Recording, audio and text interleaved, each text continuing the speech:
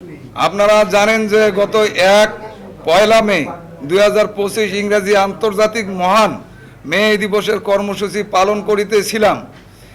বিশেষ সূত্রে জানিতে পারি বাংলাদেশ জাতীয়তাবাদী শ্রমিক দল নীলফামারী জেলা শাখার সভাপতি মোহাম্মদ নুরুল আলম সহ দলের কয়েকজন রাতের অন্ধকারে প্রধান কার্যালয়ের নামে অবৈধভাবে সাইনবোর্ড নীলফামারী বাস টার্মিনাল কালীতলায় উত্তোলন করিয়াছে।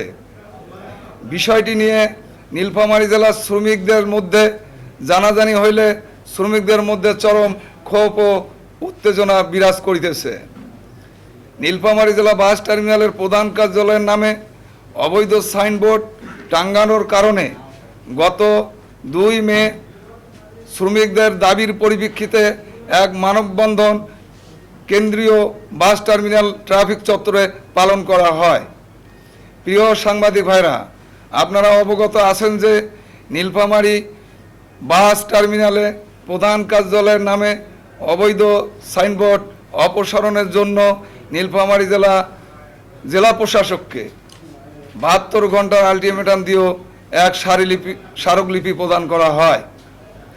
নীলফামারী জেলা প্রশাসক মহোদয় অত্র ইউনিয়নের স্মারকলিপি দেওয়ার পরেও নীলফামারী বাস টার্মিনাল হইতে প্রধান কার্যালয়ের নামে অবৈধ সাইনবোর্ড অপসারণ না হওয়ার কারণেই আজকে এই সাংবাদিক সম্মেলন।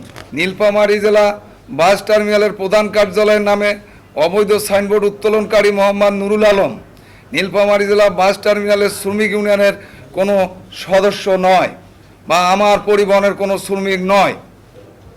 তিনি বাংলাদেশ জাতীয়তাবাদী শ্রমিক দলের জেলার একজন সভাপতি।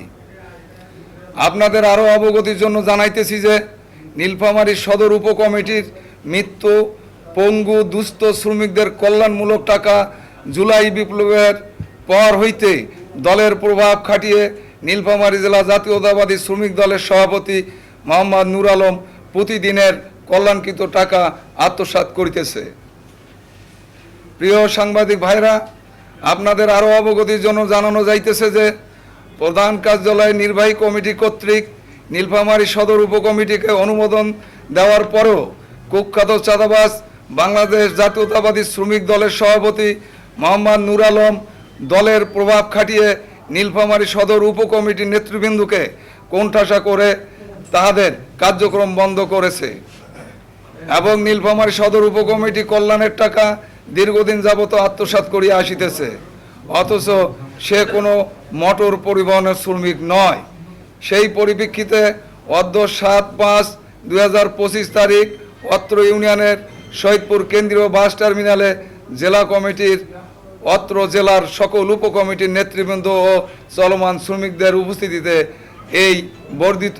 এই সভাটি অনুষ্ঠিত হয়।